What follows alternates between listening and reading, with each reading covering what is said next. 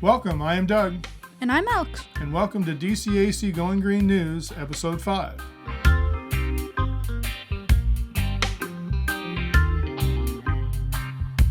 Please subscribe below and hit the like button if you find this one interesting. This video is being uploaded on February 16th, 2020. This week we want to start the news with information on the rising temperatures in both the Antarctic and the Arctic. In the Antarctic, on February 9th, the temperature reached an alarming 69.3 degrees Fahrenheit. Wait, what? 69.3 degrees Fahrenheit, yes. It doesn't even reach that temperature here in Oregon. Well, especially not this time of year. It was the same exact temperature as LA was that day. According to the researchers from the Federal University of Iscoa in Brazil, the station they were at is on an island off the coast of Antarctica that is 1,000 miles south of South America. This has been confirmed by other scientists as the warmest temperature ever in that region of the Antarctic. Computer models are now predicting a large part of this Antarctic peninsula will be between 20 and 40 degrees Fahrenheit above normal this February. I mean, 1 degree Fahrenheit feels like a massive change in temperature, but 20 to 40? Yeah, it's not not good. Even though it is summer there, of course, because they are the opposite of us, it still should not ever be that warm in Antarctica. Scary. The peninsula is one of the fastest warming parts of the world. Most of the glaciers have been receding at a rapid rate, losing 25 billion tons of ice per year since 1992.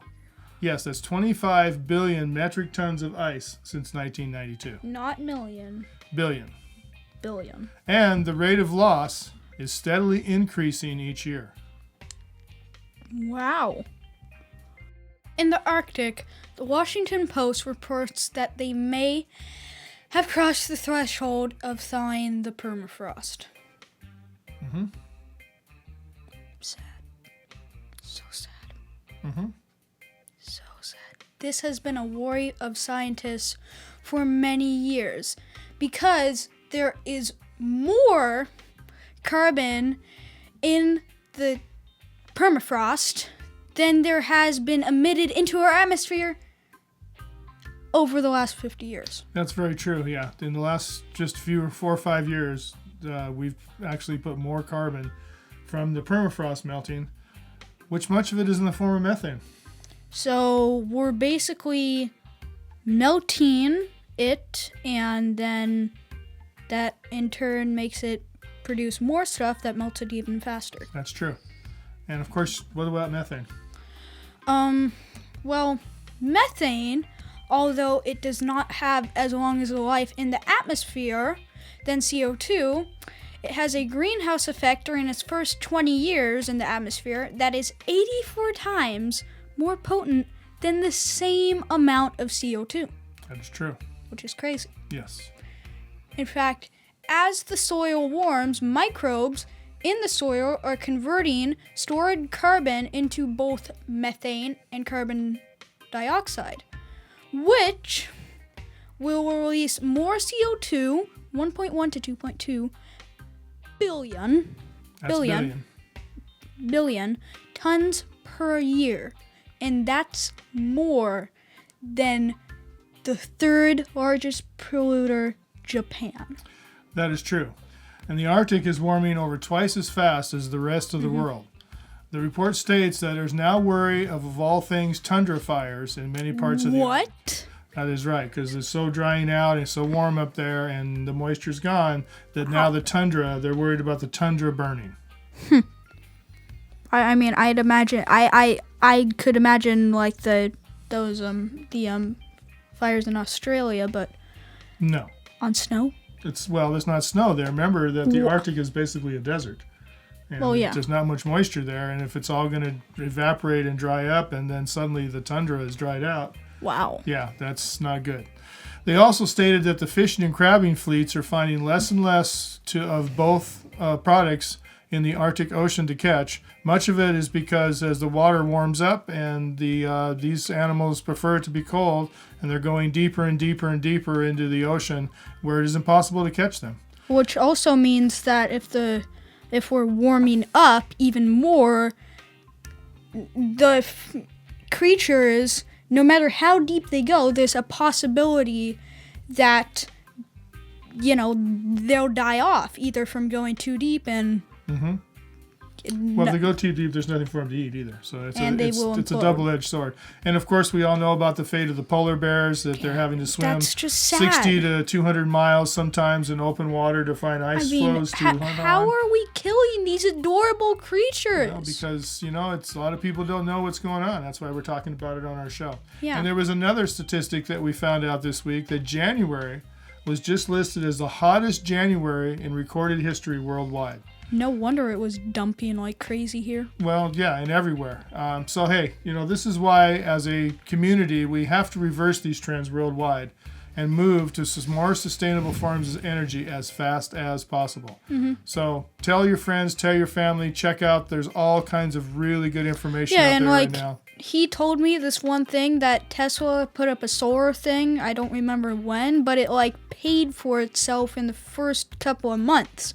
Yeah. So it's viable. Yeah, it's going to be on our next program. We're probably going to talk about solar, wind, and battery packs that Tesla's been putting up in Australia and how quickly they paid for themselves and are now, reversing the CO2 and other fumes that are put out by the power plants. Yeah. So, we have just learned about 2 Peruvian companies making a difference. Mm-hmm. One that started a project called Bioplant. Mm-hmm. Now, this is cool. So, what they are producing products to reduce the use of plastic in our daily life. Now, you won't believe what they're doing. You won't? Okay, what are they doing?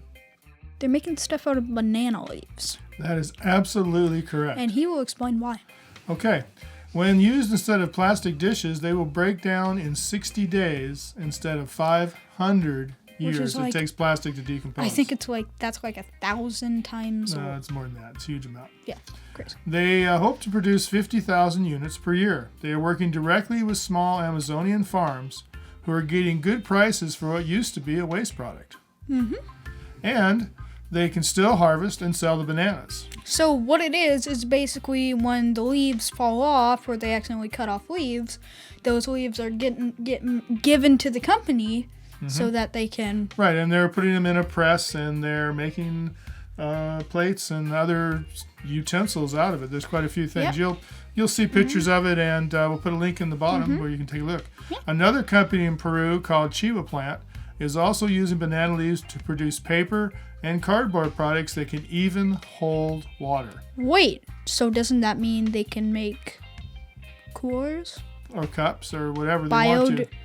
Yeah, there's several products, and because bananas are basically water resistant, banana leaves, water doesn't penetrate it. You can make waterproof paper. You could make waterproof paper. So they're doing a bunch of different things. Both companies' products are free from carcinogens, such as styrene, which is a petroleum derivative found in almost all plastics. Both companies use the leaves, like Alex said, that annually fall off the trees, so no trees are cut to supply the raw materials. No. So this is a really good thing, and it's really great because they're using indigenous farmers who, some of them have been on that land for centuries probably, and they're supplying them an income from a product that they used to have to get rid of every year or whatever, they were just throwing it away. So it's really cool that they've come up with this product. And they're going to be using it. I guess a lot of the fine dining places are even looking into this. And so Peru just seems to be on the right track down there. So we could be getting plates from the Amazon. Well, that would be a really good thing. Kind of cool as well. So now for a new segment that we might not be doing too much on every week, organic gardening news. So in organic gardening news this week, we have just learned about a small farm just 15 minutes from LA. Small farm, and even though it's only 1/10 of an acre, 1/10 of an acre. Usually farms are like 9 acres. Or 1,000 acres. Like his dairy farm was. Yep. They can produce 7,000 pounds of organic food each year. That's on a tenth of an acre, yeah. which is maybe the size of 4 city plots or something like that. Crazy. They provide all of their own produce needs and also sell over 20,000 US dollars per year in extra produce. They use organic permaculture methods and have been working on this plot of land, the same plot of land, since 1985. Yeah, not only do they have one of the most incredible gardens we've ever seen, but they also run their home on almost entirely on solar power. We will include a link below on this article on this farm on the website Return to Now. So check them out. It's a pretty cool website, and we're going to be following this farm, and we'll probably do a show on them in the near future. Cool. So in EV news this week, Tesla has just announced they have increased the estimated range on the Model S long range to 390 miles. Not the Model 3, the Model S. Yeah, so not big the car. Model 3. So, which yes. means it's only going to get between like 350 to 300 miles, realistically. Well, depends how fast you drive. But anyway, their estimated range is now 390 miles. So that's a pretty good increase. Yeah. And that's not on the new cars. That is on all Model S's. Yep. Because they're going to just upgrade your software. So this makes even more sense to buy a used Model S. Yeah. I think that you're right on that in a lot of ways. And there's a lot of used Model S's available, so it's pretty cool. And guess what? They also did to Model X? The Model X also had an increase Wow. with the same thing to a 350-mile estimated range. Which means it's only going to get about 300, but that's still pretty darn That's good. pretty doggone good. So once again, Tesla's with their being able to update and upgrade their software, and to make sure that even if your batteries are slightly just degrading each year, which they don't degrade much. I saw a report today that they degrade between 2 and 5% per year for the first 3 years, and then about 1 or 2% per year thereafter. So when you look at the fact that they have a guarantee on all their batteries for 100,000 miles, you're even at 100,000 miles, they're still going to have, more than 85% of the original battery life. Yeah. So, and since they keep increasing them through the software upgrades, you're barely losing anything at all. So even if your batteries are degrading slightly, you're still got the same amount of miles. What crazy. Right. Now, Canada has announced that they will be spending 8 million Canadian dollars to build 160 fast chargers on 73 sites in the province of Ontario. Pretty cool. This is in conjunction with their plans to switch to 100% zero emissions cars by 2040, which is in 20 years. Right. So pretty cool that they're moving forward. Yep. They are also offering up to 5,000 Canadian dollar tax incentives and full tax write-offs for zero emissions vehicles for business purposes. So if you're getting a e-car for your business or something, then you can write off your taxes. Right. That's exactly what we need to be doing here in the United States too. So way to go, Canada.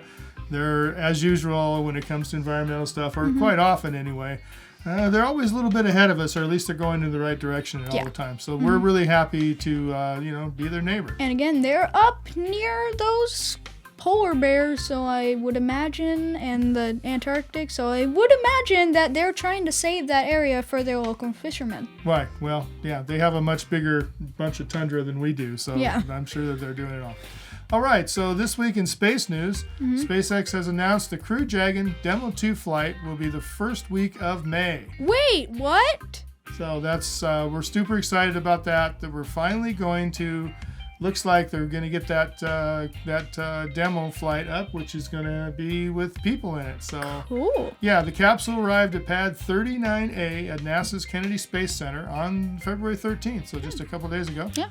And this has marked the first time since 2011 that a U.S.-based crew mission will be taking off from U.S. soil. Wow. The Dragon will be mated with a, I believe, new Falcon 9 rocket. So Which that makes sense because You want to give... You don't want an old rocket that's been used 4 times to go up and then fail, and then the 2 crew members... No, we don't want to do that. Don't even talk about that. Yeah. So that's not going to happen. Don't jinx them. No, because anyway, and they're going to go through the whole thing. They're going to capture everything, and all that stuff's all in the works.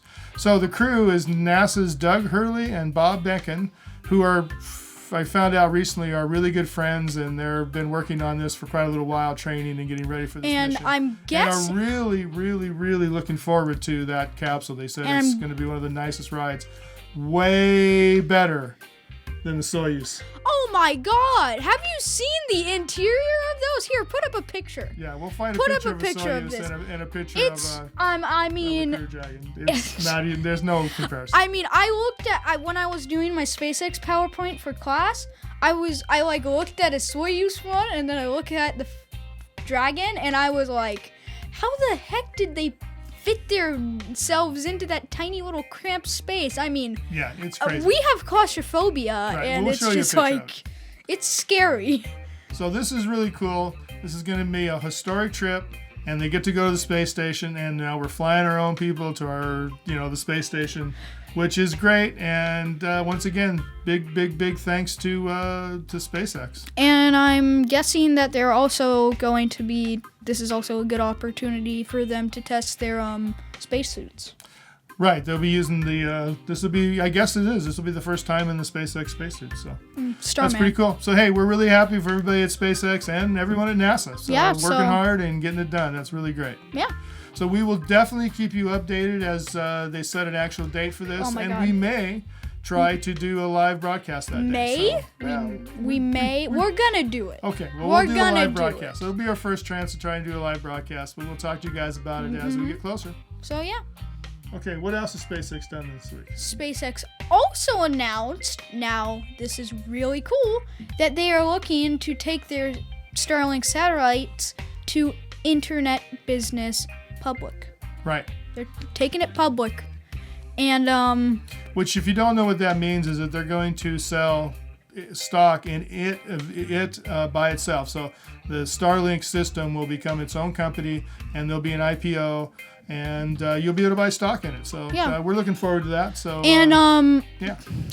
this may be a good idea for them, because it could help them fund for their ongoing plans to start up a colony on Mars in the next 10 years. And I don't know, I heard you say this might be wrong, but weren't they planning on launching it this summer? What's that? Starlink.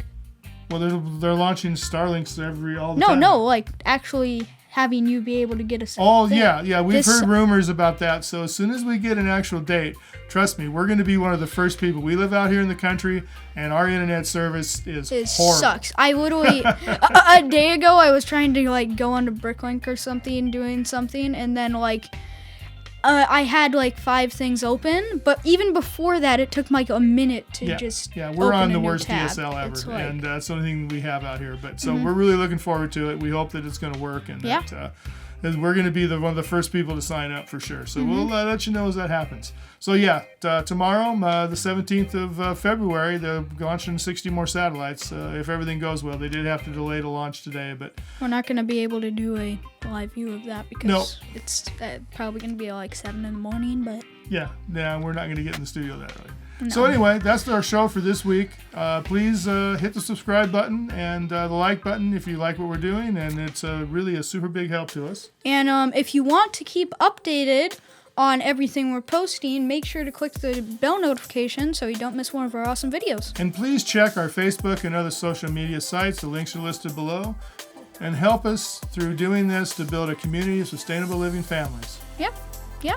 Also, if you have any questions or anything, or if you want to tell us about something that we may have missed or, correct us, please comment down below. We had a couple comments on a show last week, and we really appreciated the comments. It made us feel like people are actually out there watching us. We're a new channel, and we're trying to bring you what we'd like to talk about, but we'd also like to know what you want us to talk about. I'm going to announce this again. The green thing, the organic gardening thing will be coming out soon, and the first episode is going to be about how to get your seeds.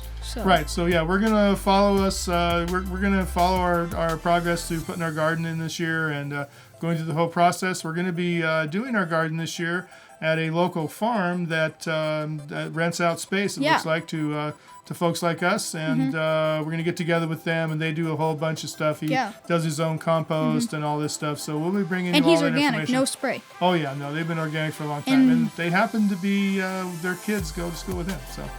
That's pretty cool. So anyway, until next week, be kind to each other and this little blue ball we call home. Peace. Peace.